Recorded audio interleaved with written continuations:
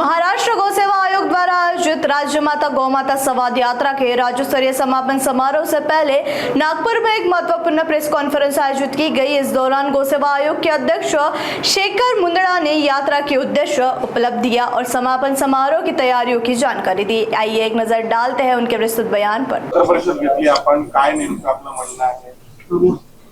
आज पत्रकार परिषद झाली नागपूरमध्ये। आपण मागच्या 15 दिवसापासून आम्ही 12 जण हे संपूर्ण महाराष्ट्राच्या प्रत्येक जिल्ह्याचा दौरा करतोय आणि त्याचा समारोप उद्या नागपूरमध्ये 5 जुलैला दुपारी 3 वाजता देशपांडे सभागृह सिव्हिल लाईन नागपूर येथे होणार आहे। आणि हा समारोप आदरणीय महाराष्ट्राचे मुख्यमंत्री देवेंद्रजी फडणवीस यांच्या उपस्थितीत होणार आहे।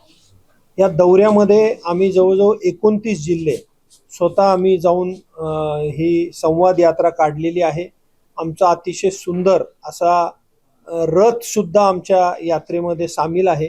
प्रत्येक ठिकाणी एक चांगला मेसेज आमचा जातोय आणि आमचा उद्देश एकच आहे की ह्या देशी गोवंशासाठी आपल्याला आता थोडं जागं व्हावं लागेल आणि त्याच्यासाठी जसं ग्रीन रिव्होल्यूशन झालं, जसं व्हाईट रिव्होल्यूशन झालं, आता ब्राऊन रिव्होल्यूशन करायची वेळ आली आहे। म्हणजेच गोमूत्र आणि गोमूत्रातून क्रांती करण्याची वेळ आलेली आहे। दुसरी गोष्ट, आत्मनिर्भर गोशाळा झाल्या पाहिजे। गोशाळेनी जर हे गोमय मूल्यवर्धनाचं काम म्हणजे शेण आणि गोमूत्राचं प्रोडक्ट बनवायचं काम, औषधी बनवायचं काम आणि गोखत बनवायचं काम जर सुरू केलं तर निश्चितपणे त्या आत्मनिर्भर गोशाळा बनतील। तिसरा उद्देश असा आहे की पशुसंवर्धन विभागामार्फत अनेक योजना या ग्रामीण भागासाठी काढल्या गेलेल्या आहे, पशुपालकांसाठी काढल्या गेलेल्या आहे। त्या योजनांचं अनावरण सुद्धा उद्या मुख्यमंत्रीजी यांच्या हातून होणार आहे, योजनांच्या पुस्तकाचं। आणि ह्या योजना जर राबवल्या गेल्या, मी तुम्हाला एकच उदाहरण देतो की मागच्या वर्षी पशुसंवर्धन खात्याचं बजेट हे 350 कोटी होतं, आज ते 3,500 कोटी रुपये झाले। कारण हाच आहे, त्याचं कारण असं आहे की या प्रत्येक ग्रामीण भागातल्या सगळ्या युवकांना आणि महिलांना रोजगार उपलब्ध व्हावा, त्यांना व्यवसाय उपलब्ध व्हावे, अशा त्या अनेक 10, 12, 15 योजना आहेत।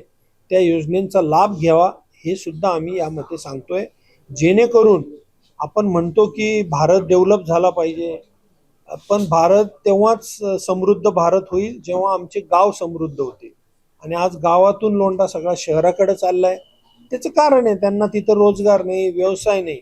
पण आता हे पशुपालनाशी रिलेटेड, शेतीशी रिलेटेड हे व्यवसाय निश्चित मी तुम्हाला सांगतोय येणाऱ्या काळात आपल्याला पिक्चर बदललेलं दिसेल। आणि माझी सगळ्यांना विनंती आहे की उद्या सगळ्यांनी दुपारी 3 वाजता देशपांडे सभागृहामध्ये यायचं आहे। खूप धन्यवाद।